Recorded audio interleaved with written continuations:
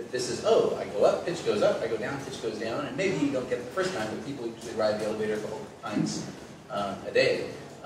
So the idea was that that would be something relatively immediate that people would kind of grasp onto, and then think, wait a minute, this is happening in real time. Maybe other stuff is happening in real time. And then you would be able to think, okay, well maybe this rhythmic density is actually related to the amount of movement on a floor. And it would at least prod, maybe not everything was quite as intuitive, but I mean I think that density, movement, and rhythmic density is also not such a stretch.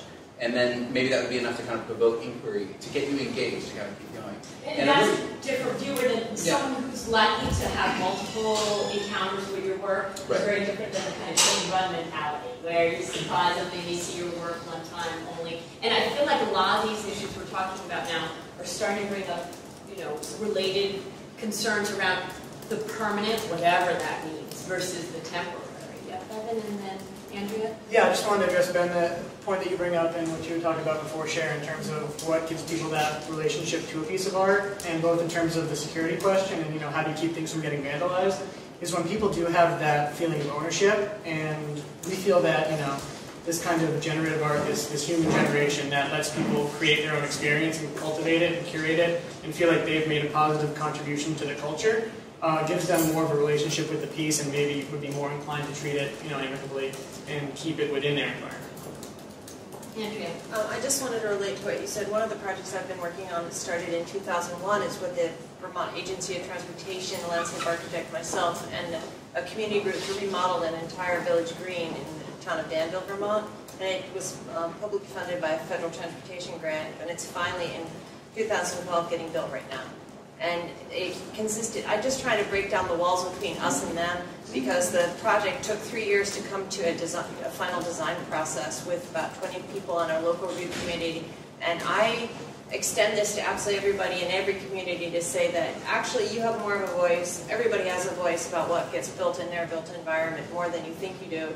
And to encourage these Vermonters who are pretty tight-lipped to come out and say what they wanted for their community.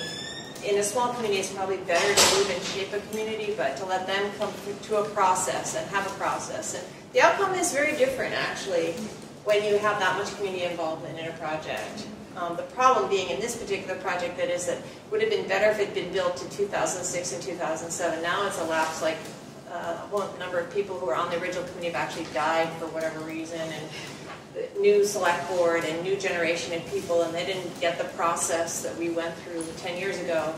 So too much time has elapsed, and now the project's finally getting built, and we'll see. It's always in that shaky ground where people are like, what is this? How are we going to make this happen? But again, that's just another model for how to do something and have voice and create.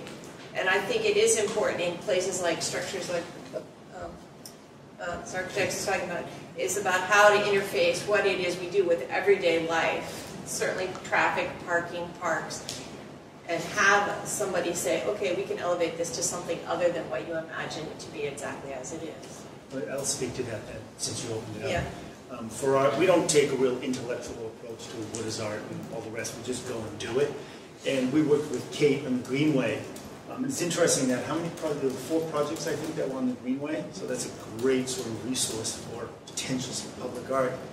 But we very specifically looked at the Greenway. We could have put the ice chime anywhere along the whole expanse.